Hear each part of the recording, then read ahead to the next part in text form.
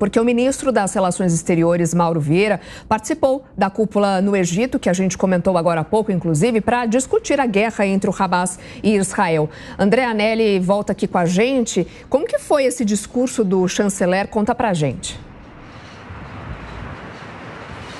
Olha, Soraya, durante participação na cúpula, o ministro das Relações Exteriores, Mauro Vieira, disse que o Brasil, em seu atual papel como presidente do Conselho de Segurança da Organização das Nações Unidas, está pressionando por uma solução multilateral. Ele afirmou que a paralisia do Conselho de Segurança está a ter consequências tremendas na vida dos civis e que isso não é do interesse da comunidade internacional. Ele pregou a necessidade de esforço para evitar qualquer possibilidade de repercussão regional do conflito. Mauro Vieira ainda completou dizendo que simplesmente gerir o conflito não é uma opção e que devem ser tomadas medidas para a implementação de uma solução de 2 estados. O ministro voltou a lamentar que a resolução brasileira para a guerra, apresentada no início dessa semana, tenha sido vetada pelos Estados Unidos. O texto defendia um cessar-fogo imediato e a criação de corredores humanitários. Foram 12 votos favoráveis, a gente relembra, só que, de acordo com o ministro, o número de votos a favor da proposta acabou mostrando, mesmo assim, amplo apoio político à tomada de medidas céleres pelo Conselho. O texto só não seguiu adiante porque o país governado por Joe Biden defende que Israel tenha o direito de contra-atacar. Mauro Vieira fez um apelo para que a questão volte a ser discutida em uma reunião da ONU que está marcada para a próxima terça-feira, dia 24, em Nova York. Soraya, Daniel.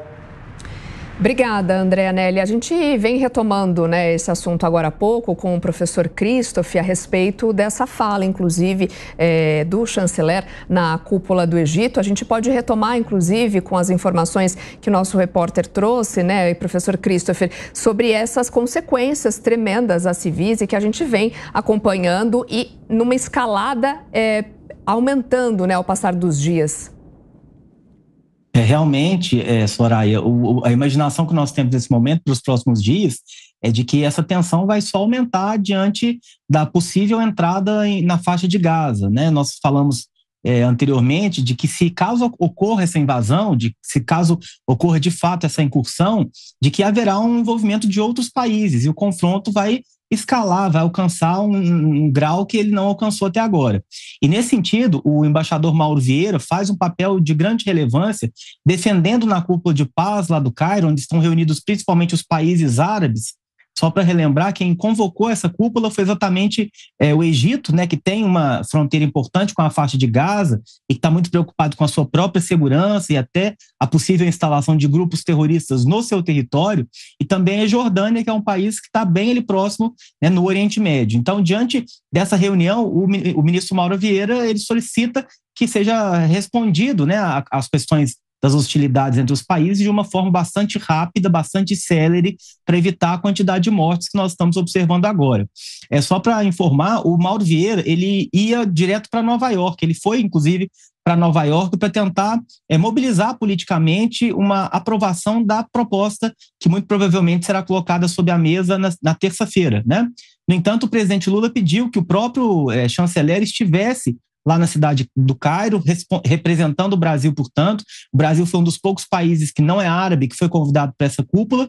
Então, nesse sentido, o Brasil é um mediador importante nessa proposta e o Mauro Vieira certamente vai tentar, a partir desse contato com esses líderes ali da região, tentar azeitar as relações entre os países e gerar uma resolução, pelo menos que seja algo provisório, mas que acabe com as hostilidades entre os dois lados.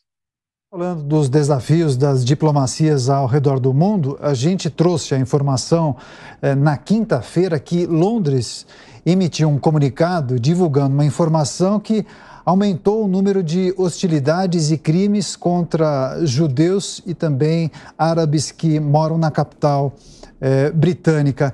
Esse é um tipo de consequência que a gente poderá observar em grandes cidades ao redor do mundo, e de que maneira os países devem se organizar para evitar esse tipo de problema? infelizmente, é um problema que não é localizado, né? A divisão entre israelenses e árabes já tem alcançado diversas cidades. Você falou sobre Londres, né? Inclusive, nos últimos dias, o primeiro-ministro Rishi Sunak esteve com o Netanyahu lá em Israel, mas isso também espalha para outros países, como, por exemplo, a França, que teve lugares importantes, como o próprio Museu do Louvre, fechados exatamente para evitar a tentativa de violência pelos dois grupos, tanto por israelenses ali na região, como também por árabes que ali estejam. Nós sabemos que a Europa, principalmente depois da chamada Primavera Árabe, recebeu bastante gente, né, que veio dos países árabes, dos países islâmicos, e isso tem gerado uma tensão grande em diversos países europeus, exatamente porque as imagens que saem do Oriente Médio, que alcançam as mídias internacionais, têm gerado insatisfação e um sentimento de vingança por parte dos dois lados. Até que mesmo no Brasil há uma necessidade de que os serviços de inteligência estejam envolvidos nesse processo de proteção de alguns monumentos, de algumas embaixadas, principalmente, a dos Estados Unidos foi atacada em diversos lugares, para tentar evitar que aqueles confrontos que acontecem hoje lá na faixa de Gaza se espalhem de uma maneira generalizada por todo o globo. Então, as autoridades ligadas à questão de segurança, principalmente os ministros do interior, ministros da Justiça, têm feito uma espécie de proteção dessas embaixadas e desses locais públicos para evitar esse tipo de conflito. Inclusive, na Alemanha, na Inglaterra e na França, foram proibidos que se fizessem movimentos de rua em favor dos palestinos.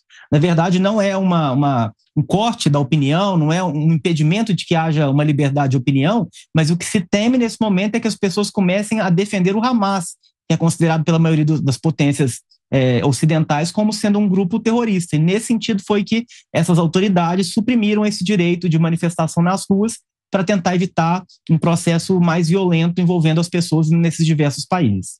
Christopher Mendonça, professor de Relações Internacionais do IBMEC de Belo Horizonte, continuará com a gente, porque agora a gente vai conversar com um convidado especial,